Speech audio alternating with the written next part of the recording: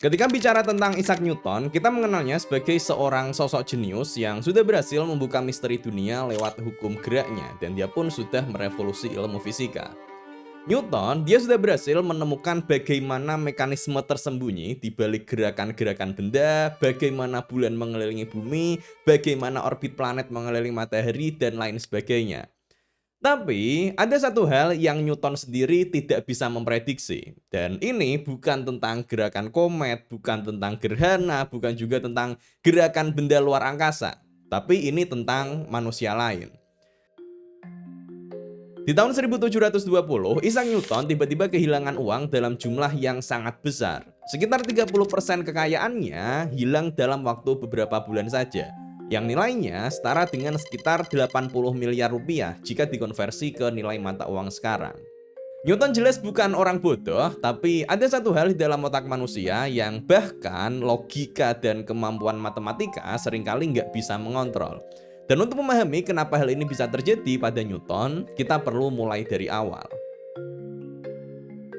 Di awal tahun 1700-an, ada sebuah perusahaan Inggris yang sedang naik daun, namanya South Sea Company.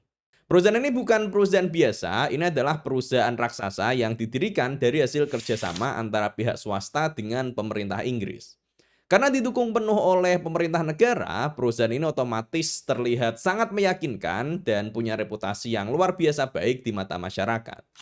Perusahaan ini diberi hak monopoli eksklusif oleh pemerintah Inggris untuk melakukan perdagangan di wilayah pesisir Amerika Selatan yang saat itu disebut sebagai kawasan South Sea.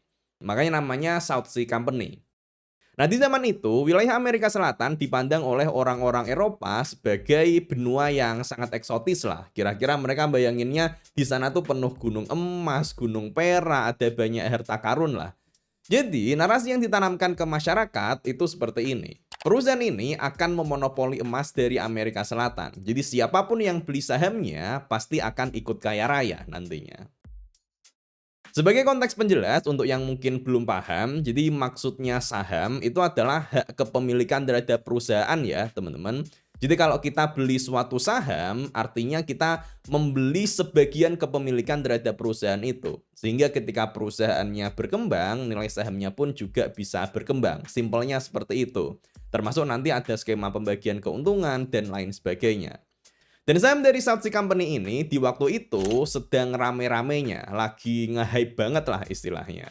Tapi masalahnya, bisnis perdagangan yang mereka janjikan aslinya nol besar.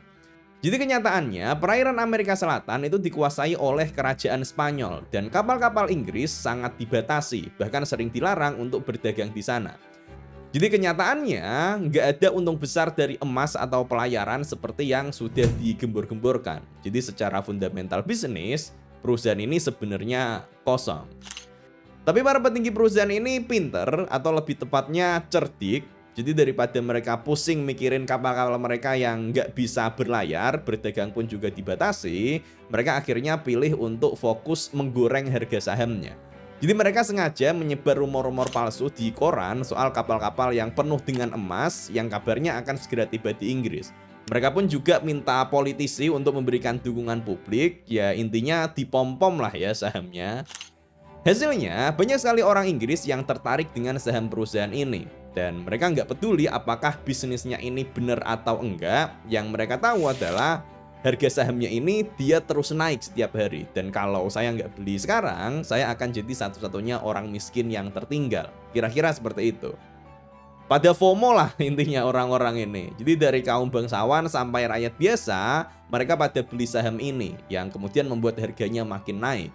Dan dalam kondisi inilah Isaac Newton yang waktu itu umurnya 77 tahun dan udah sangat kaya, setelah dia puluhan tahun jadi profesor di universitas, dia ikut melirik ke saham ini untuk menumbuhkan kekayaannya. Di awal tahun 1720, harga sahamnya baru berada di angka sekitar 128 pound sterling per lembar. Tapi karena banyak sekali orang yang mau beli, harganya naik gila-gilaan sampai tembus 1000 pound sterling. Jadi naik hampir 10 kali lipat hanya dalam hitungan beberapa bulan. Jadi ibaratnya kalau masukin uang 100 juta, kalau nanti sampai di puncak itu uangnya jadi 1 miliar rupiah. Nah itulah gambaran seberapa nge-hype-nya saham ini. Di awal tren ini, Newton sebenarnya udah mengambil keputusan dengan sangat rasional. Jadi sama seperti ketika dia berpikir di bidang fisika, dia masuk ke pasar saham ini dengan sangat hati-hati. Newton memutuskan untuk membeli beberapa saham South Sea Company di harga sekitar 130 sampai 150 pound sterling per lembar. Dan benar saja sesuai dugaannya, harga sahamnya ternyata terus naik. Sampai di sekitar harga 300 pound sterling, Newton akhirnya menjual sahamnya. Jadi di sini Newton berhasil mendapatkan keuntungan yang sangat besar, yang untungnya udah lebih dari 100%. Dengan nominal keuntungannya sekitar 7.000 pound sterling. Yang mana ini nilai yang sangat fantastis di waktu itu. Udah miliaran rupiah lah kalau dikonversi ke nilai sekarang. Nah, sebagai seorang yang jenius dan sangat mengandalkan logika, Newton tahu kalau kenaikan harga saham ini udah mulai aneh dan nggak masuk akal. Jadi matematika di kepalanya itu udah munculin peringatan lah istilahnya. Kalau pertumbuhan ini udah kelewat batas, cepat atau lambat pasti akan hancur. Jadi dia mengambil langkah yang sangat tepat, dia take profit alias mencairkan keuntungannya. Dan Newton pun menjual seluruh sahamnya dan keluar dari pasar saham dengan keuntungan yang cukup besar tadi. Kalau saja ceritanya ini berhenti cukup sampai sini aja, Newton mungkin juga akan dikenal sebagai ahli saham ya teman-teman, selain sebagai bapak ilmu fisika. Karena dia udah berhasil untuk beli ketika awal trennya naik, kemudian jual saat untung yang cukup besar. Tapi masalahnya, setelah Newton menjual sahamnya, harga saham South Sea Company ini bukannya turun, malah naik gila-gilaan. Dari yang awalnya di angka 300-an, titik ketika Newton tadi menjual, ternyata harganya naik terus sampai menyentuh 500 pound sterling, 800, dan terus melesat naik sampai di kisaran 1000 pound sterling. Dan disinilah Newton akhirnya mulai diuji mentalnya. Dia mungkin mikir ya, harusnya kalau ini masih aku hold, masih aku simpen, nggak dijual dulu, harusnya untungnya bisa sampai 3-5 kali lipat. Dan ditambah lagi, Newton waktu itu kan udah keluar dari saham ini dan dia ngelihat orang-orang di sekitarnya, teman-temannya, para bangsawan atau mungkin orang-orang yang nggak lebih pintar dari dia, tiba-tiba jadi miliarder dadakan gara-gara masih nahan saham itu. Jadi di sini logikanya Newton udah mulai goyah.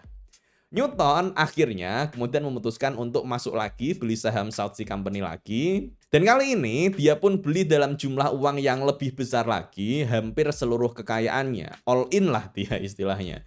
Dan dia masuk secara bertahap di rentang bulan Juni sampai Agustus 1720 ketika harganya terus naik sampai ke harga yang sangat tinggi.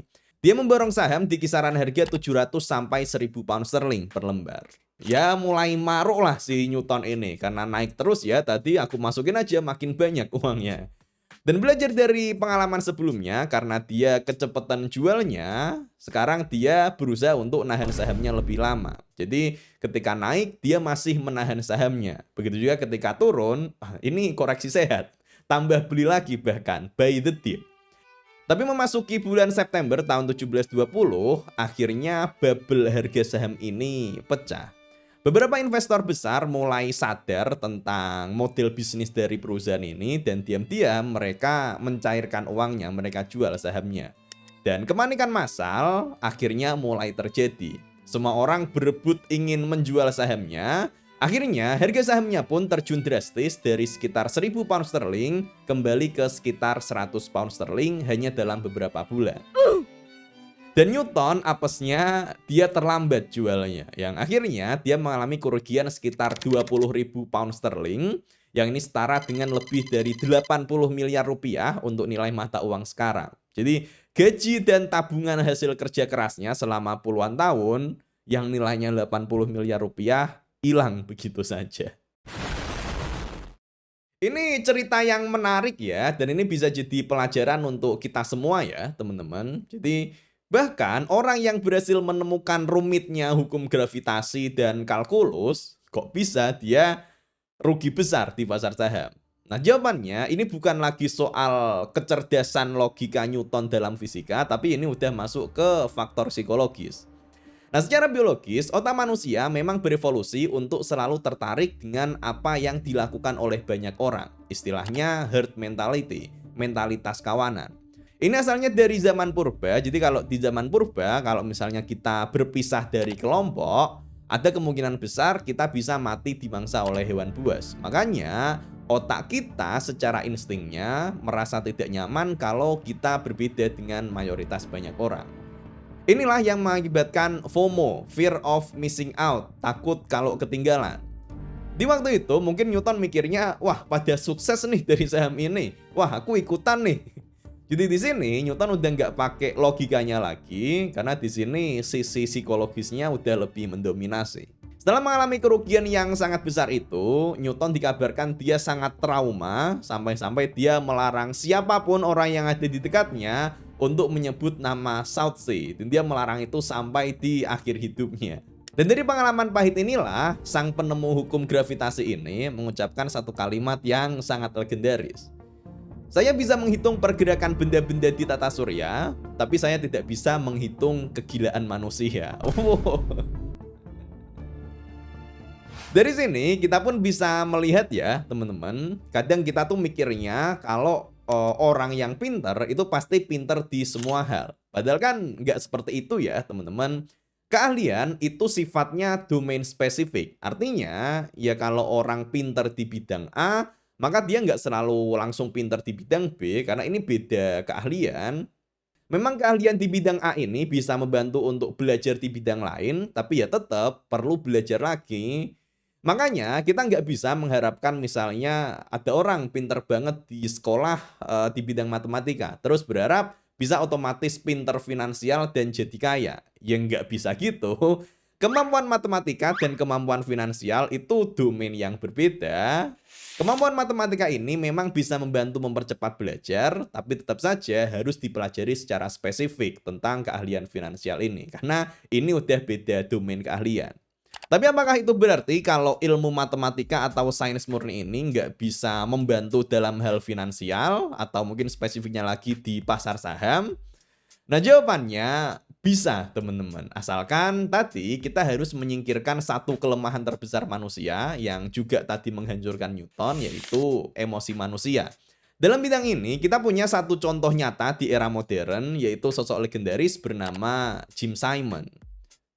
Jim Simon sebelumnya adalah seorang profesor matematika di universitas yang kemudian memutuskan banting setir mempelajari dunia pasar saham.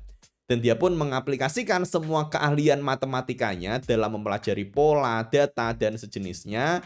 Dan hasilnya, hedge fund atau lembaga investasi yang dia dirikan berhasil menjadi salah satu hedge fund dengan profit terbesar sepanjang sejarah di dunia. Jauh mengalahkan investor manapun. Kisah tentang bagaimana Jim Simon ini bisa ngehack pasar saham dengan menggunakan ilmu matematikanya udah pernah kita bahas lengkap di video ini. Silahkan nanti bisa ditonton. Dan sebagai pengingat, ini satu lagi pelajaran penting dari kejadiannya Newton ini ya teman-teman, yaitu jangan FOMO. Ya perasaan FOMO itu pasti selalu ada, tapi sebisa mungkin coba ditahan, coba dipikir dulu secara rasional. Misal konteksnya di sini adalah saham atau aset finansial apapun itu, dicek dulu kalian beneran paham nggak sih sama aset itu. Kalau kalian paham itu bagus, tapi kalau enggak ya dipahami dulu lah seenggaknya. Kalau nggak paham ya artinya itu cuman FOMO-FOMO aja. Ketika kalian beli di waktu lagi hype-hype-nya, nah itu justru tanda peringatan ya teman-teman. Karena justru sebaliknya, waktu terbaik untuk beli suatu aset itu justru ketika lagi nggak banyak orang yang ngomongin, atau bahkan ketika misalnya banyak orang yang skeptis. Karena artinya potensi upside-nya masih lebih besar daripada potensi penurunannya. Terus kalau misalkan ditanya, aset apa yang kira-kira harganya masih murah dan punya potensi naik tinggi? Ya aku nggak tahu juga, itu bukan bidang keahlianku teman-teman. Oke itu dulu saja untuk video ini, semoga bisa bermanfaat pelajaran dari Newton ini. Kita ketemu di video selanjutnya. Terima kasih.